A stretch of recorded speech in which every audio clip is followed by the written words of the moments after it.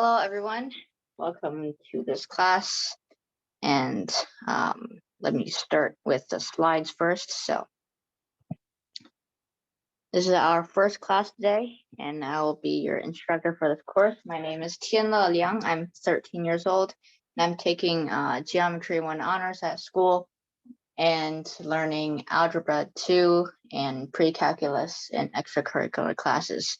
So this is the introduction of our course, and we're going to be reviewing some of the material from pre-algebra in 6th grade, because we need to know those basic operations, right?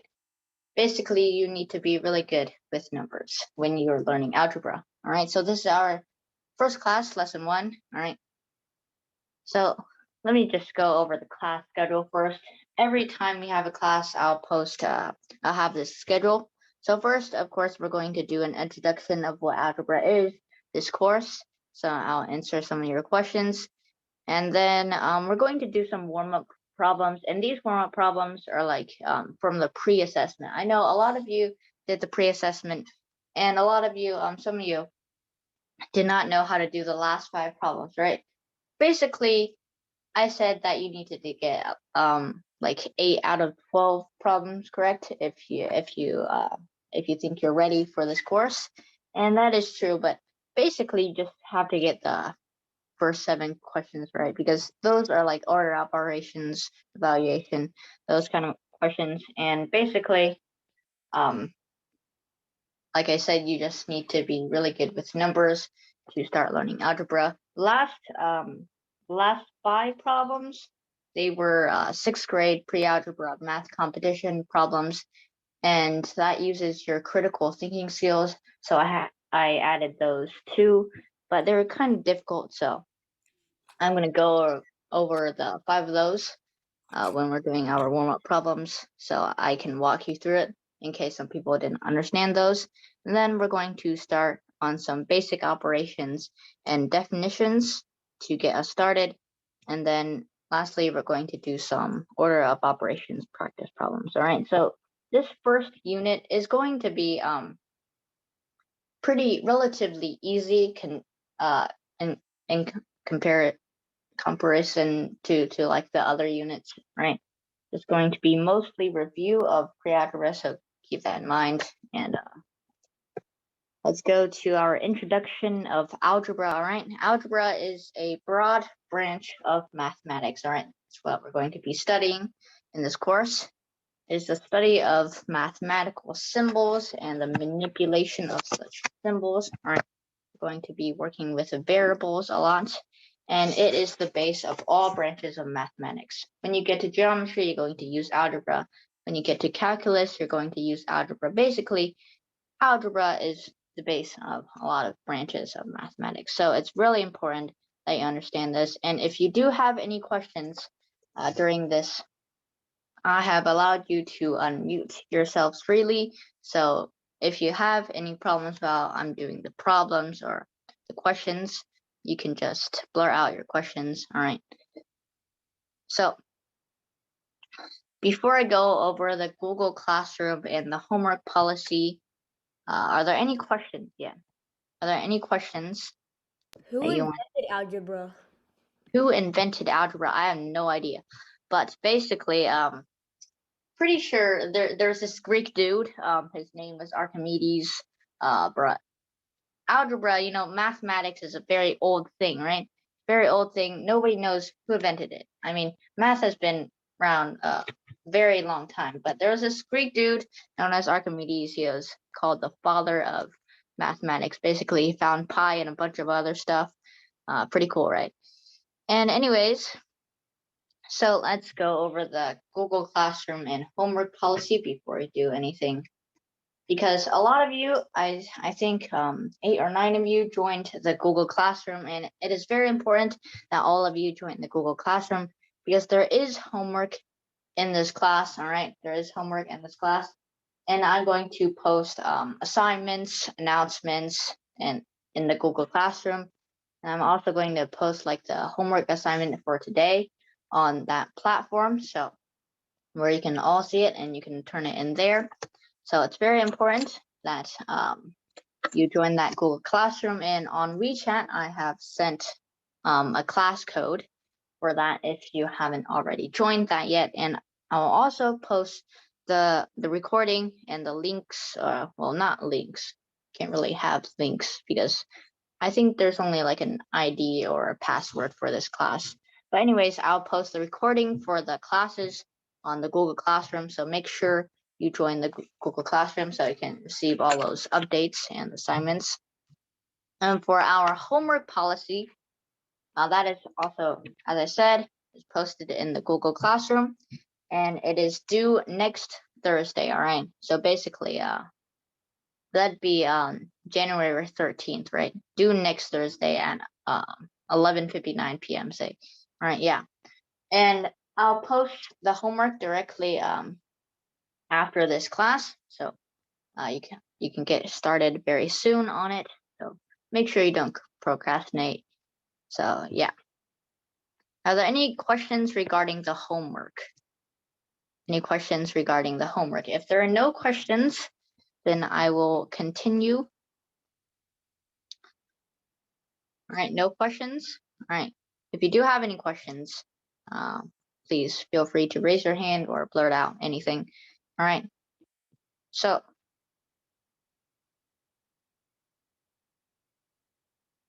these are some frequently asked questions about this course. So I'm going to give some answers to those. All right. So when would be a good time to learn this course? I've been asked this.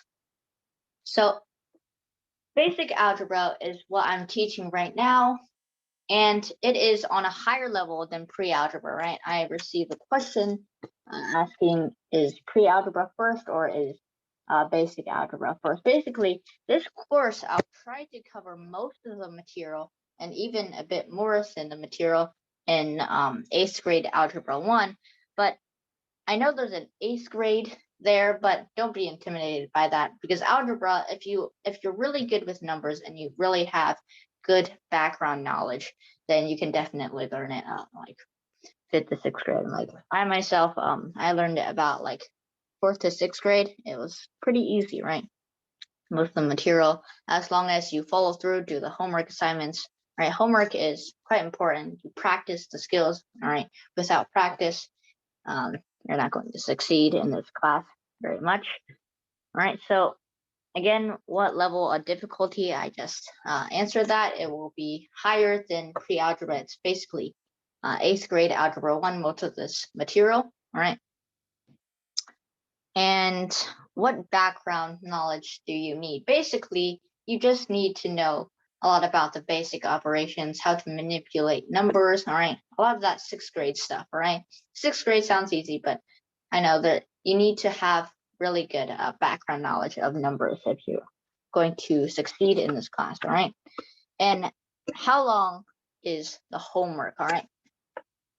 The homework usually is going to be 5 problems, right? It's always going to be 5 problems. So basically, don't procrastinate. It's only going to take about like 20 to 25 minutes if you're good at it.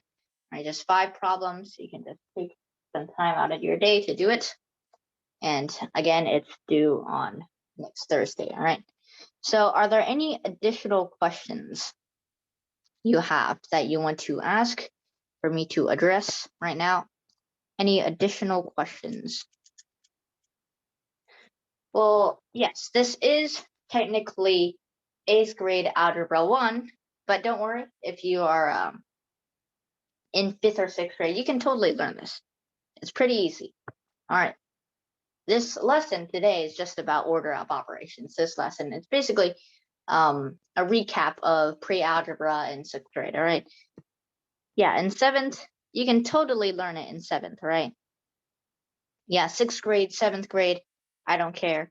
As long as you're good at this, as long as you're good at manipulating numbers, doing equations, then that's all it takes to learn algebra, all right? And I'll try to explain the material as much as you need, and make sure, again, you have a notebook and a pencil, all right? That's required in this class. You need to take notes. And I also have a lot of practice problems and examples, all right, for you to do. And you need to take notes and do the practice problems, all right? That's what helps you improve, and of course, also pay attention when you're doing the homework, and especially during the homework, try to check your answers often, right? And instead of a lot of people just go straight into the homework, right? And that's not a very good strategy, right? You need to look at the problem first and make sure you're not missing anything, and try to do it the most efficient way possible, right? And make sure to check your work, right? Because missing a problem due to a very small mistake is very bad, all right? Don't try to make those small mistakes, all right? So, any additional questions you want me to address now? If they're not, then I'll move on. And also, this class is 1 hour, sometimes due to, I don't know how fast this class may be going. So sometimes I may go over the time limit. Sometimes if let's say I'm about to go 20 minutes over, of course I'm not going to go 20 minutes over. I'm going to find a good place to stop and stop. All right. Sometimes I may go under, sometimes I may go over the time limit. So it varies. All right. Are there any questions? No questions? Then I will start with this warm-up question. All right. This is what I think this is number 8 on the pre-assessment. And some of you had trouble with these last 5 problems. Again, they are math competition problems. So we need to know how to solve them very efficiently, because you need a lot of, I'm also trying to train your critical skills here, instead of just teaching you just algebra, right? Also need to practice those critical thinking skills, all right? So this warm-up problem, for those who have not done the pre-assessment yet, this would be a good time to take notes on how I approach this, all right? Pay attention to how I approach this, all right? These few problems, okay? And actually, before I walk you through it with these examples, I'm always going to give you some time to attempt it yourself, all right? So I'm gonna give you about like 2 minutes to try this problem right here. And after 2 minutes, I will go and walk you through this. For harder problems, I'll give you maybe 3 to 5 minutes, all right? It varies. So once you have your answer, I would like you to give me your answer on on Zoom. Well, never mind, actually, because I'm sharing my screen and I'm pretty sure you can all see the chat. Never mind, you don't have to do it privately because anybody can see it anyways. So I'll give you a few moments to try and do this problem. Actually, a lot of you are giving me the answers, which is really good. So I might not even give you 2 minutes, because this is actually, in comparison to the other ones, this is actually a pretty easy one. All right.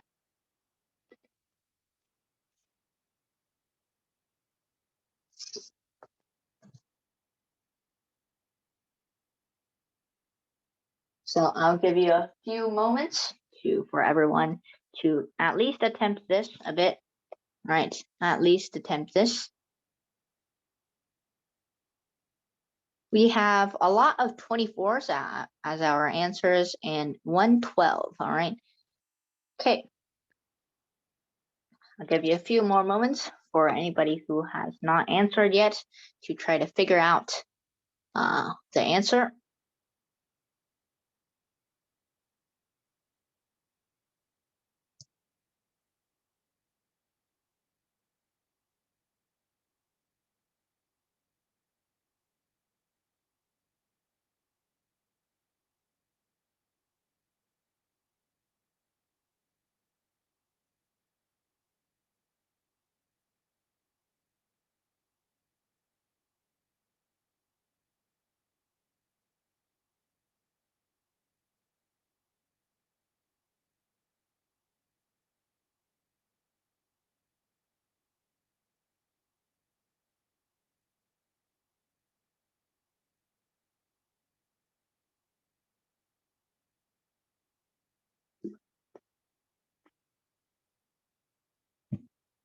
All right.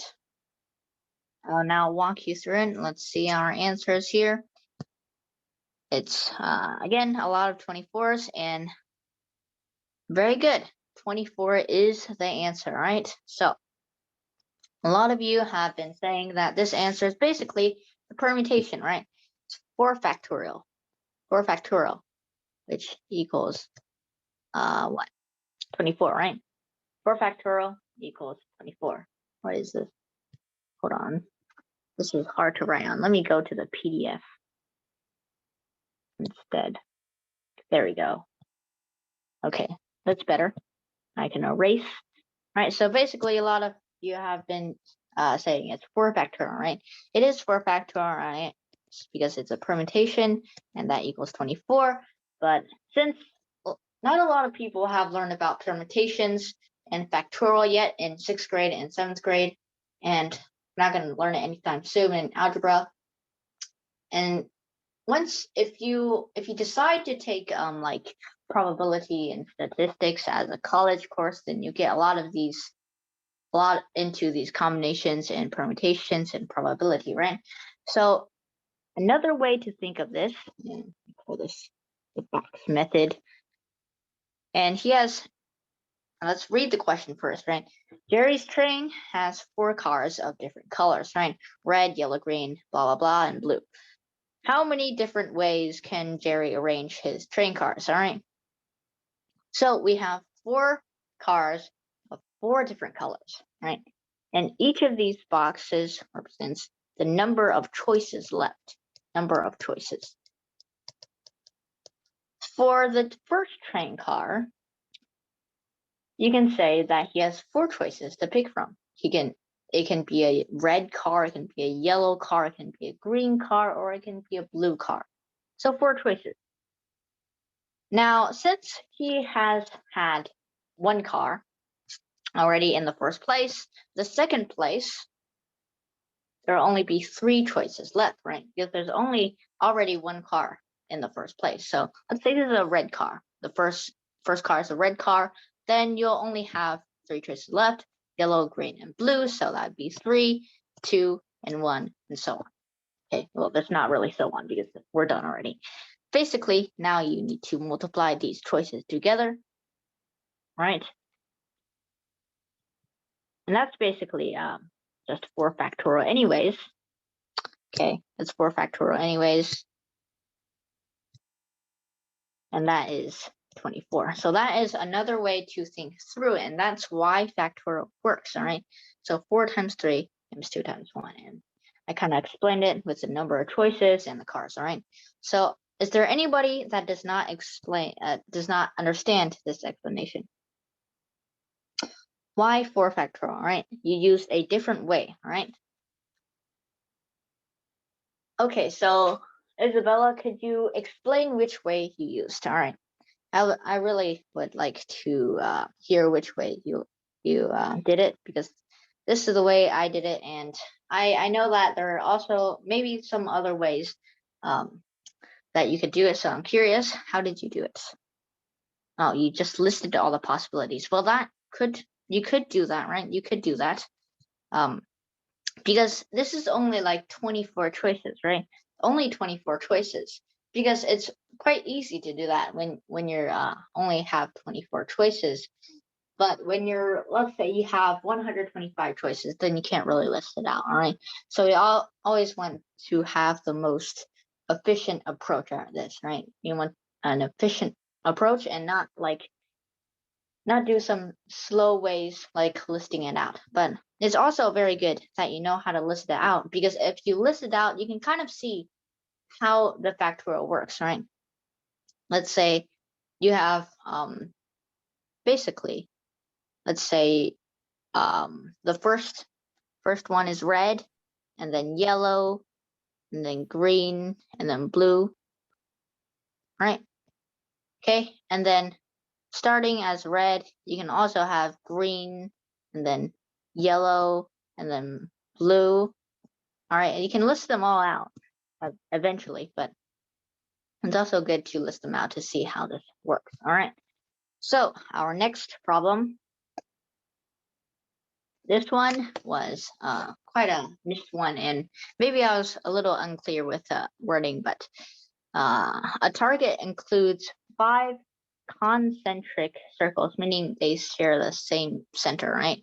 They share the same center, and I give you a picture over here to reference with diameters of 2, 3, 4, 5, and 6 inches, all right? And our friend Jody is practicing with darts, okay? And assume Jody always hits the target, all right? So what is the probability that she hits the area between the 4-inch and the 6-inch diameter circles?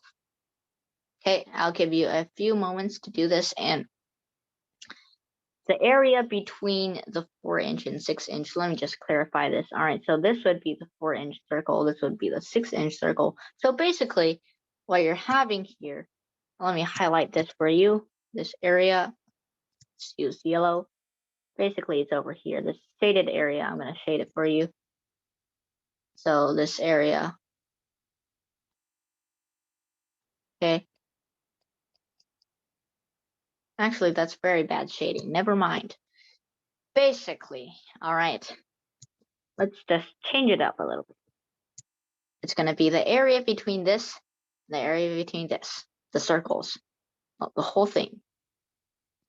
Actually, I'm going to trace it this time. But while I'm doing this stupid stuff, how about you guys start doing the problem? And while I'm struggling to do this, yeah. There we go. Still very messy, but you can kind of see it's the area between those two circles, right? Okay, so I'll give you a few moments to try to do this problem. It is a level higher than the last problem. It is harder, a bit harder, all right? So make sure you pay attention to how to do this. And remember, I'm going to give you a bit of reference for the area of a circle, all right? The area of circle is equals pi r squared, all right? So make sure you know that, the area of a circle, okay? So I'm going to give you a few moments to do this. And post your answers in the chat box once you're done. Okay, and I'll check back and walk you through it in a couple minutes, all right?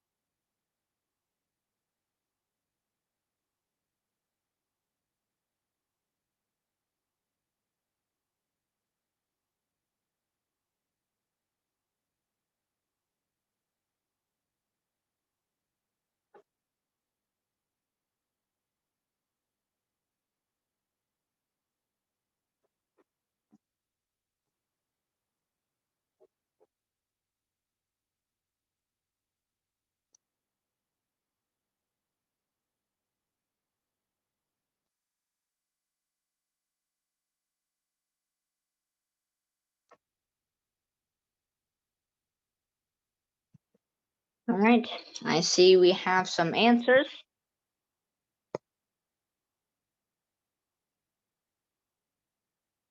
Some answers, percent. It is, hold on. Probability that she hits the area between the 4-inch. Well, it doesn't have to be a percent. It can be a fraction. You can do a fraction if you want to simplify it, but it's going to be kind of hard to simplify it. But anyways, you can do a decimal percent or something like that. But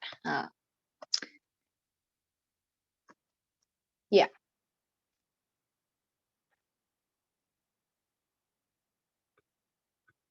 Mostly I did it in decimals when I did it, the solution key, but you can do a fraction if you want. And I'll give you a few moments for everyone to have a take at this. Okay.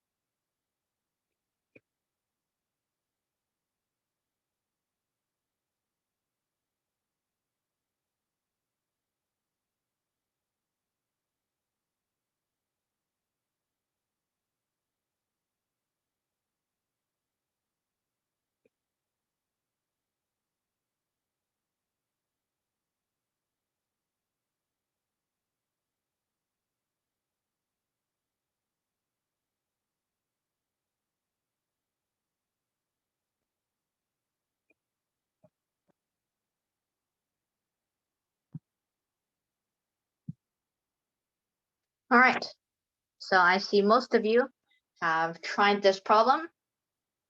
Okay, most of you have tried this problem and gotten a correct answer, and that answer is going to be 5/9 or 56%. All right, it's not exactly 56%, but it's a rough approximation, and that's fine. All right, so congratulations to anyone who got that correct.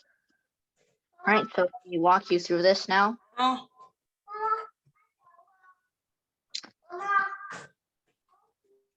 Okay, so let me walk you through this one. All right, so let's read the problem again. So the target includes 5 concentric circles with diameters of blah, blah, blah. And then what's the probability that she hits the area between the 4-inch and the 6-inch diameter circle? So I outlined this as going to be this shaded area and so on, right? Basically, since we're trying to calculate the probability, it's going to be the specified area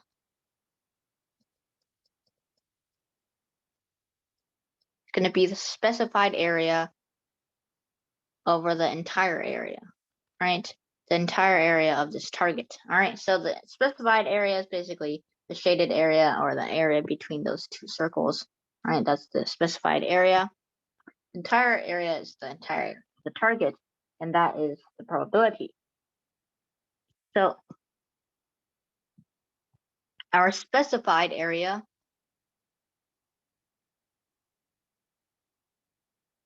is going to be this. All right, so we know that the outermost circle is going to be 6 diameters, right? And that's basically going to, and the area of that 6 diameter circle is basically going to be the entire area of the whole target, all right? And we want to find the specified area.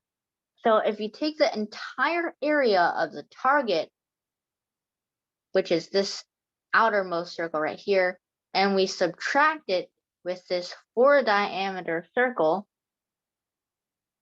then we can get the area of the specified area. Okay, so if we want to find the area of the 6 diameter circle, then the radius of the 6 diameter circle would be 3, right? And using our formula here for the circle, all right, our formula here, it's going to be pi 3 squared minus something. That's going to be the area of the 4-inch circle, which is going to be pi 2 squared, which because 2 is going to be the radius, since 4 is going to be the diameter, all right? And that just equals to pi 9 minus 4, which equals 5 pi, all right?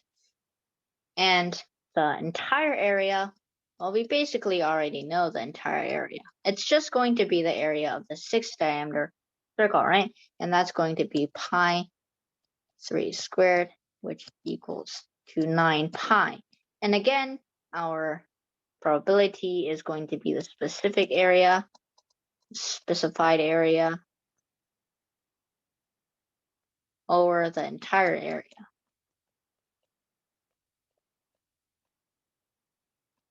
And that equals to 5 pi over 9 pi. Pi's cancel out. It's going to be 5 over 9. All right, that is our answer. If you want to make it into a percent, it's going to be roughly 56%. All right, roughly 56%. Are there any questions on how I got this? Okay. Why pi 2 squared? All right, why pi 2 squared? Because we want this, we want to find the specified area, right? And that's going to be the area of the bigger circle, the 6-inch circle, minus the area of the 4-inch circle. And we have minus pi 2 squared because 2 is the radius, right? And because, you see, if you have this smaller circle and we have this bigger circle, let's not mind the other circles in between, right? and we want to get the shaded area. If you just subtracted the area of the smaller circle from the bigger circle, then of course you would get the shaded area, right? And that's how we get the specified area. And then all you need to do is to get this ratio, and then we can get the percent, right?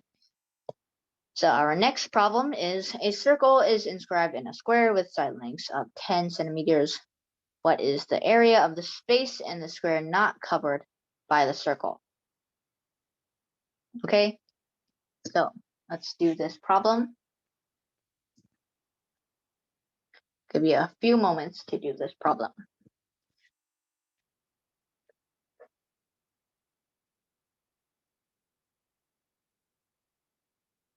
Remember, I'll give you a few formulas here. The area of a circle is pi r squared, and that's for the circle. What For should we round pi to? pi, Yeah, like all right, you round it yeah, 3.14? round it to 3.14. Yeah, that's pretty reasonable. Let's round it to 3.14. All right. So okay, so let me put it right here. Round to 3.14. Okay, that's very good suggestion there. Okay. And of course, our square area is going to be a square, and where a is the side length. All right, very good. So I'll give you a few moments to do this problem, and of course, put your answer in the chat box when you're done.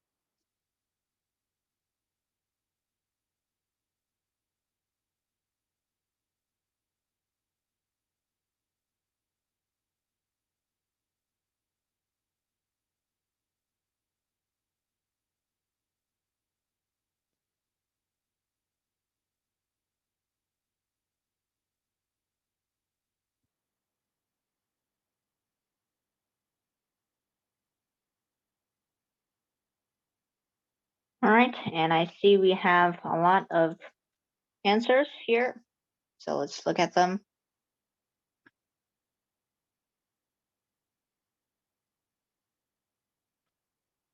We have 100 minus 25 pi, okay? And we have 22.5, 21.5, 43, 21.5, a lot of 21.5s, okay? Does anybody need more time to do this problem? I need more time. All right, you need more time? Very good. I will put this slide back up, and you can have more time to do this problem, and I'll give you a few moments for anybody who has not done it yet. Okay, so after that, I'll walk you through it.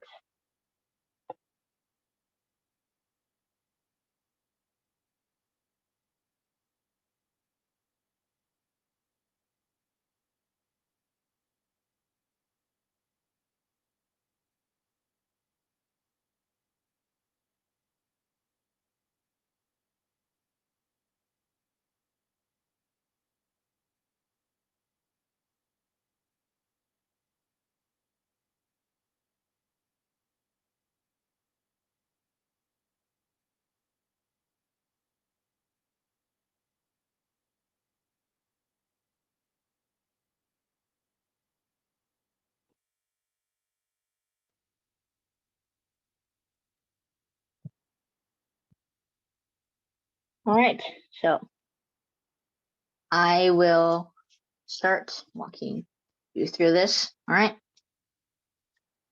So a circle is inscribed in a square, right? That means that these two sides are tangent to each other. The circle is touching the square. All right. So if the circle's side is touching the square side, then basically the circle's diameter would also be 10, right?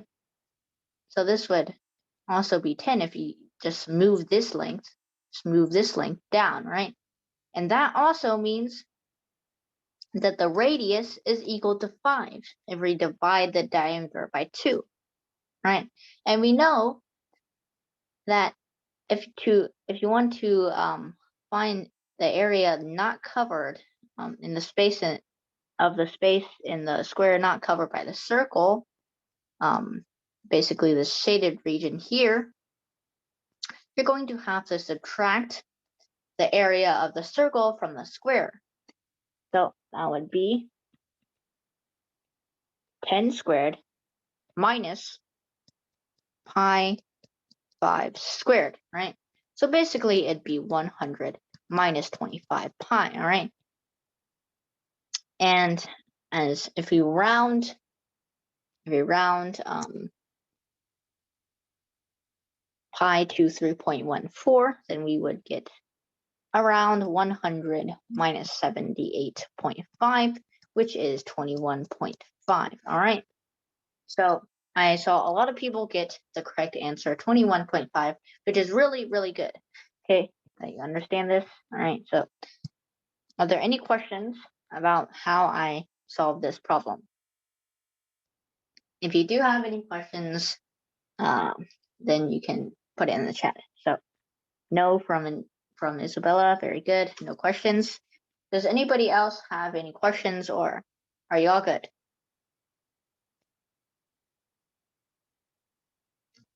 If you're all good, then I will move on to the next problem. Okay. So, and also I think that we are running a bit late on time. So just a heads up that we might go over time today. All right. So is everybody fine with that? We might go a little bit over time, but I'll try to finish as quick as possible. Okay. So in the figure below, the circle has a radius of r. The length of the right triangle's legs is r. And one corner of the triangle is in the center of the circle. Find the shaded region in terms of r. Okay. Are there any questions on, actually, you haven't even done it yet. Are there any questions? Okay. Well, and then I'll give you a few moments to do this problem, all right? And put your answer in the chat box, blah, blah, blah. I'll check back in a couple minutes.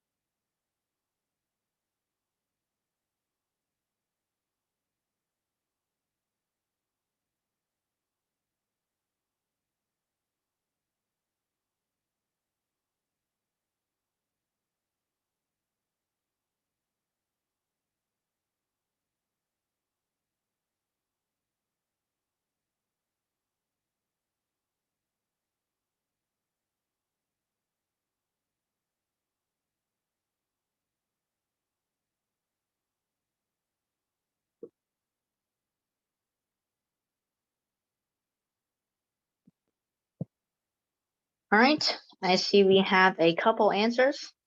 No, never mind, no answers. Okay, I'll give you a few moments then.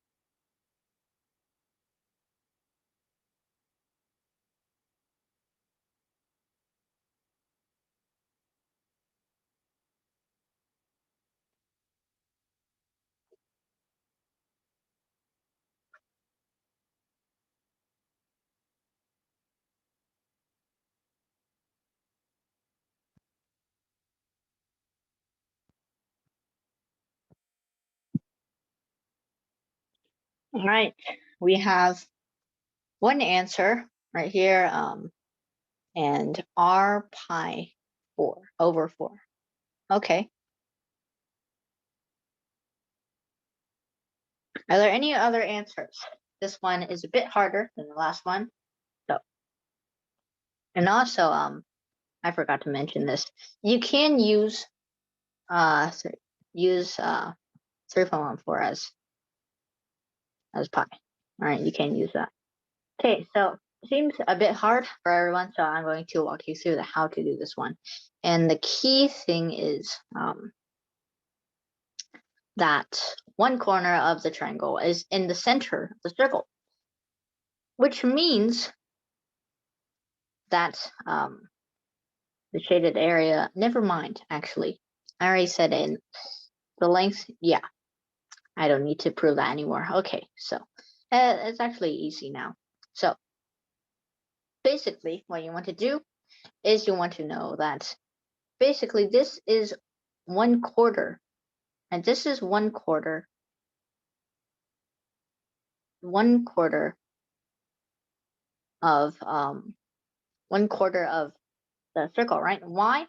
Because if this were any other triangle other than a right triangle, it might not be 1/4 of the whole circle. But since it's 90 degrees because it's a right triangle, and we know that a circle has 360 degrees, then we know that this right triangle with this shaded region is going to be 1/4 of the whole circle, right? So basically, let's find the quarter circle first, since that um, we know that the whole circle is going to be pi r squared, then we know that this quarter circle is basically going to be that divided by 4. Okay? And for the right triangle, the area for the right triangle, it's just going to be r squared over 2, right? Because for triangles, you need to do the base times the height, but then don't forget to divide by 2. So to find this, we just need to have we just need to subtract the area of the right triangle from the quarter circle. So basically, let's set up this equation here, minus r squared over 2. If you combine these fractions, you get this, right?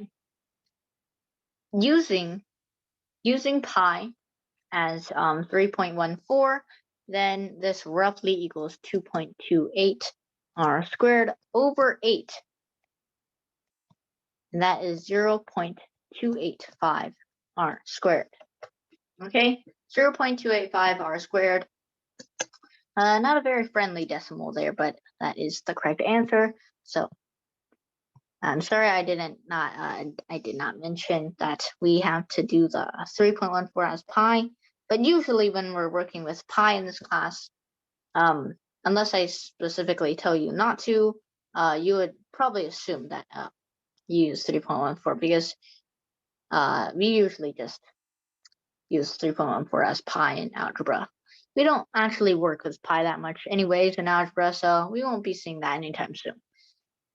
Okay. 0.285. Yeah, I see a lot of people got this correct after, yeah. How do you combine the fractions? So because of our time, I'm not going to explain that deeply, but let me just explain a little bit, all right? So if you want to combine fractions, we have a over b plus minus c over d. Plus minus basically equals that it's either plus or minus, right? You can pick. It's a over b plus minus c over d is going to be ad plus minus bc over bd, all right? We're going to get into this formula later when we work with rational expressions, all right? When we get to rational expressions, we're going to be working with this a little bit, combining fractions, right? But right here, I really kind of, this was a pretty hard question. So it's okay if you didn't understand this, but we will go over how to combine rational identities later. Okay. And our last problem, and we really are running out of time, so, and coincidentally, this is like the hardest problem, so, oh well. I'll give you a few more minutes. Well, not more minutes, we just started. I'll give you a few minutes to do this problem, okay? And I'll check back later, and make sure you put your answer in the chat box, blah, blah, blah. And also, let me give you a hint. The key point of this, middle point, right? That's the key point. That's the hint I'm going to give you. Middle point. All right, that's the hint. Okay, and I'll check back in a couple minutes. See if you have any answers for me. You might go over like 10 minutes today. Just 10. I'm going to go over too much because math isn't exactly the most fun thing out there, but it's pretty interesting, right? You can last for 10 more minutes, right? Right? Probably. Okay, maybe not. But that's what we're going to do today. So, and also there are two parts to this question. So when you're typing your answer in the chat box, say A, what is that answer? And then type B, what is your answer? Don't just type them all in jumble because it'd be harder to read that way. Okay.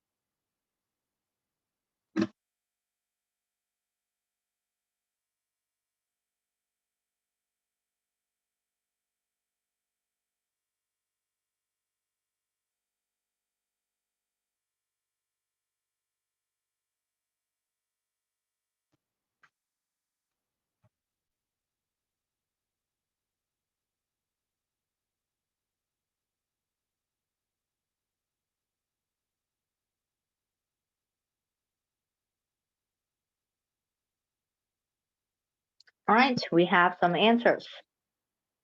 A is 32 and B equals 4. All right, and then from Jenny, we have A 128, B 16. Genevieve, we have 256. A is 128. A lot of people got A, 128, and B equals 16. All right, let me walk you through this now, and very happy to say that a lot of you got it correct. All right, 128 as A and 16 as B is the correct answer. Okay, so how do we do this? Like I said, the hint is the midpoint. Because this is a midpoint, we can draw lines, right? We can draw imaginary lines. Because these are midpoints, we know that the line MO is going to cut this ABCD in half, right? And we know because P and N are midpoints, then we also know that the line PN would cut ABCD in half too. So we know that MO and PN cut ABCD into four parts, right? And if we draw these two lines, then we can see that the area of square MNOP is actually half of the area of ABCD. All right, and we know that if MN is going to be 8 inches, then it's a square. NO is also going to be 8 inches. So basically, we know that the square MNOP is going to be 64, right? So let me list out the steps here. Draw MO and PN. Okay, no, not ND. PN. Okay, there we go. And we can see from that the area of MNOP is half of area of ABCD. Okay, and since the area of MNOP is 64, then the area of ABCD is 128 inches squared, right? Don't forget your labels, people. And I forgot them. Oh well. Okay, so next, B. What is the area of AMP? Well, now that we know that now that we know the area of ABCD and the area of MNOP, we also have these lines drawn. Of course, the lines drawn are the key point and the middle point, right? Those are the key points of this problem. So if you look at these lines again, AMP is this triangle over here. Okay, so if we draw these lines, we can see that the triangle, the area of AMP, is actually 1/8 of ABCD, or 1/4 of MNOP. So it's going to be 1/8 of 128, or 1/4 of 64, which equals 16 inches squared, of course. Are there any questions on how I do this? Any questions?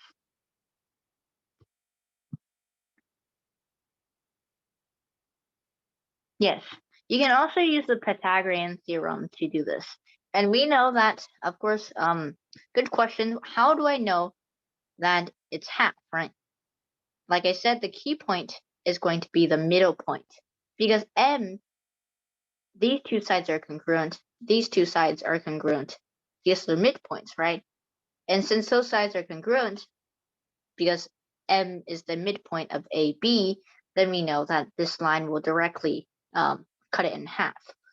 Or, as Isabella said, she did it in algebraic way, but we really haven't learned that much algebra yet, so I'm not going to go into that.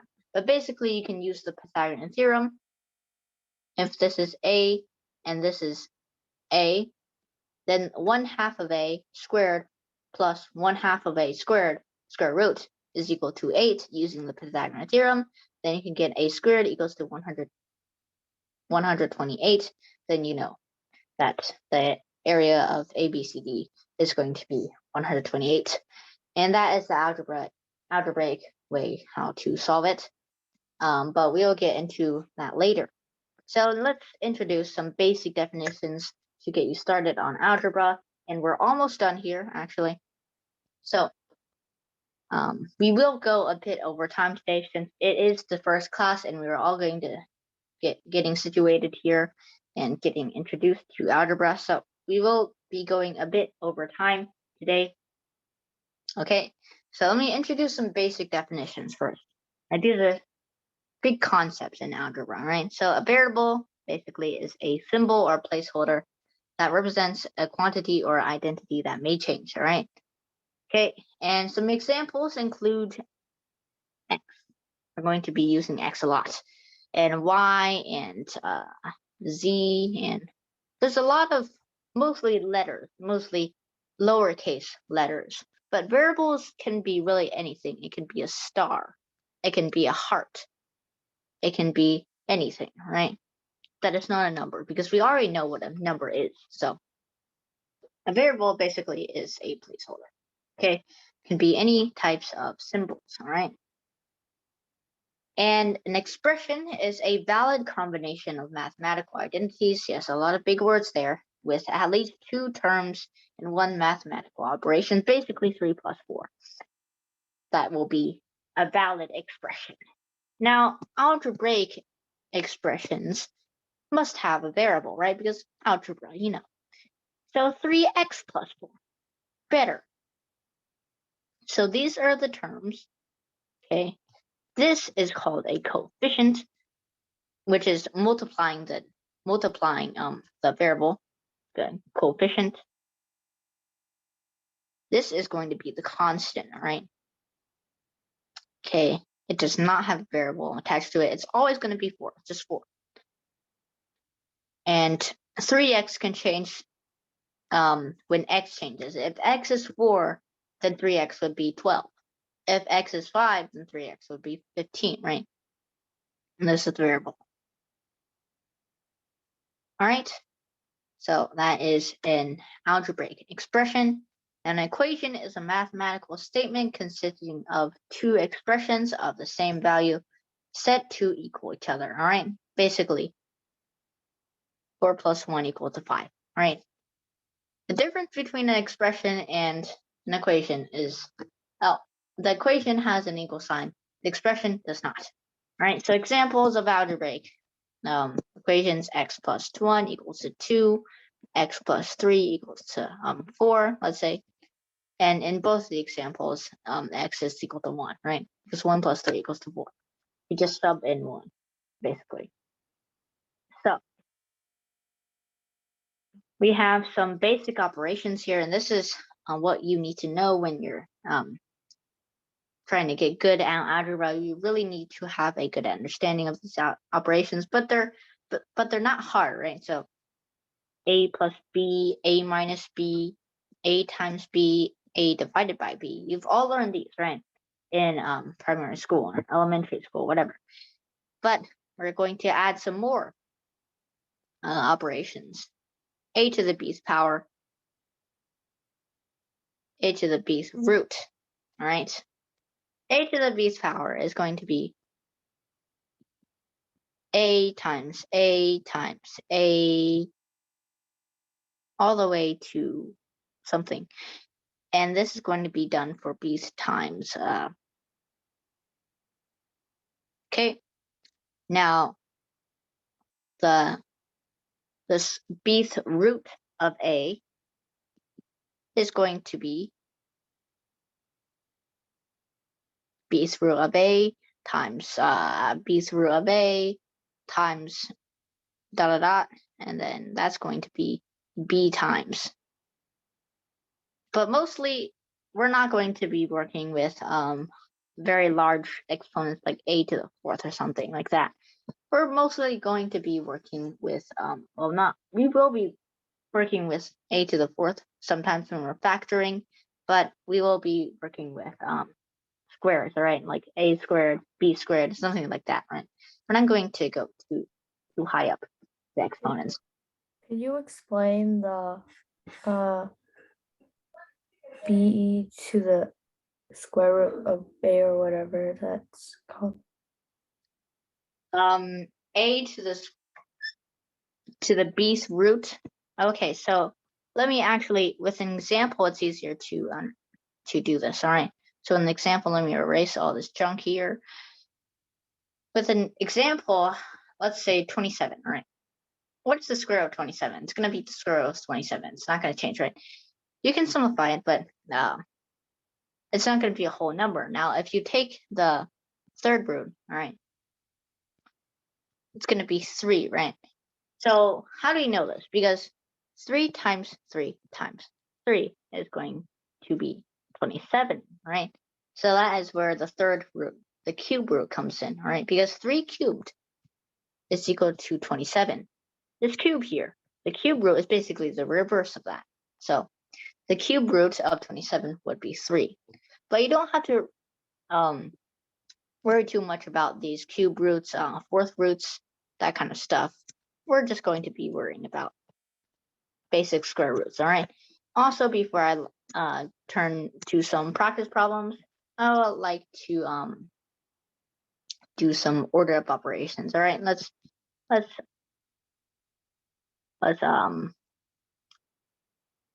Let's review a bit, right? Parentheses first, right? Exponents next for our order of operations. And then we have multiplication and subtraction, right?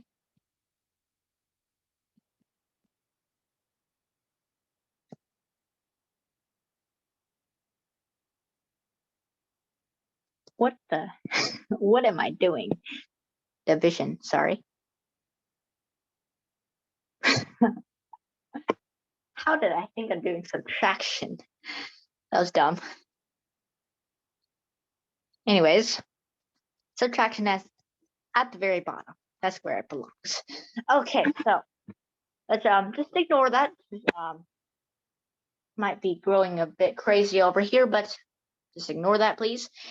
First, parentheses, exponents, multiplication, division, addition, and subtraction. Now, why I want to bring this up of order operations first, because we're going to be working with that the next few practice problems, all right? But to clear up a common misconception, right? The misconception is that multiplication, because it's written first, is higher on the level than division, or addition should be done earlier than subtraction. No, a better way to think of this is that multiplication and division are on the same level, right? When you have 3 divided by 4, 4 times 5, you don't do 4 times 5 first. You go from left to right, all right? Because they're on the same level. You go to left to right. So I just want to clear up that common misconception there. So now let's go on to some practice problems. These are pretty easy, and I know that we're running out of time, so I'm not going to make you solve these just to save time. So these first 2 problems pretty easy. Don't need to do too much of them, but this basically, remember, do the things in parentheses first. If you do it step by step, then it's going to be actually pretty easy, right? And that's going to be equal to 1, all right? So next problem, 9 divided by 1/3 is basically going to be 3 times the reciprocal, which is 3 times 3. 9 minus 9 is going to be 0 plus 1 equals 1. All right, so now we get to the more difficult stuff. So this I want you to try out. All right, so yes, just do it in order. All right. Okay, yes. All right, so I'd like you to try this out. Simplify 10 times 4 minus 2 times the 4 squared divided by 4 divided by 2 divided by 1/2 plus 9. Okay, great. This should not be too hard, and since we didn't learn that much today, we just learned some basic definitions. Today I'm just going to, for today's homework, I'm just going to give you 5 challenging order of operations problems. They're not even challenging, but I literally searched up challenging order of operations problems, and that's what showed up. So yeah, great.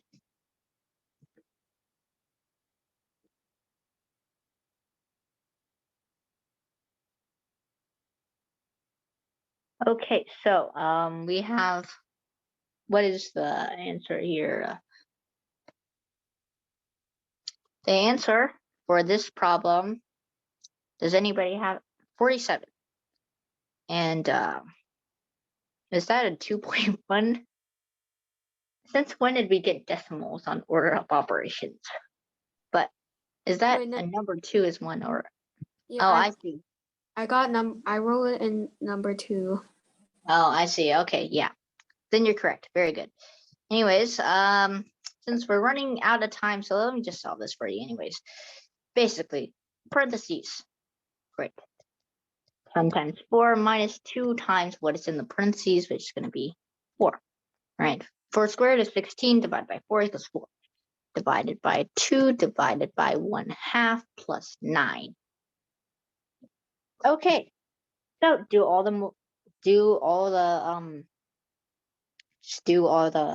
multiplication and the division. So 40 minus 8 divided by 2 divided by 1/2 plus 9. Great. Okay, so 8 divided by 2 is going to be 4. 4 divided by 1/2 is going to be 4 times the reciprocal of 1/2, right? But you can also cancel these out because 2 divided by 1/2 is never mind. Okay. Apparently I am going crazy here. Anyways, if you do this, then this equals to 1. So basically 40 plus 1, or you can subtract 8 and then plus 9. Doesn't matter. You just get 41, right? And it's always good to show your work step by step here, because you don't want to skip a step, because order of operations is kind of tricky like that. And our next problem, I'm gonna just save you from doing this. I'm going to just walk you through this because we are running out of time. So basically, just parentheses first. Multiply 5 divided by 5 cancels out, because if you multiply 4 times 5, then divide by 5, then same thing, right? So do parentheses, it's going to be 20 divided by 2 squared. 20 divided by 4 equals 5, all right? Times 8 minus 2, right? So it's going to be negative 2 times 8 minus 2 is going to be negative 18, all right? Any questions? I went a bit rushed there because we are running out of time. So any questions? Any questions?